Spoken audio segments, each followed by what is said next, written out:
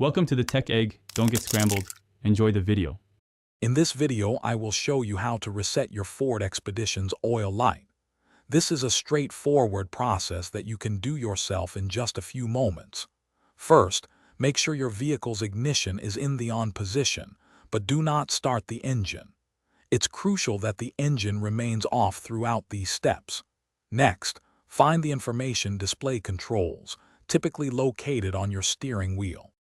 Once you've located your steering wheel controls, use the left arrow button to navigate to the main menu on your instrument cluster display. From there, you'll need to scroll down through the options until you find Settings. This is where you'll access the vehicle's customizable features. After highlighting Settings, press the OK button to enter this submenu and proceed to the next step. Now that you are in the Settings menu, scroll down and select Vehicle. This section contains various vehicle-specific adjustments. Within the Vehicle menu, you should see an option labeled Oil Life Reset or simply Oil Life. Highlight this option.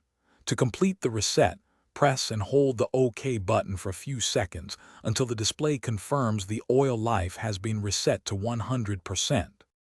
After successfully holding the OK button, your display should confirm that the oil life has been reset to 100%. This indicates the procedure was successful.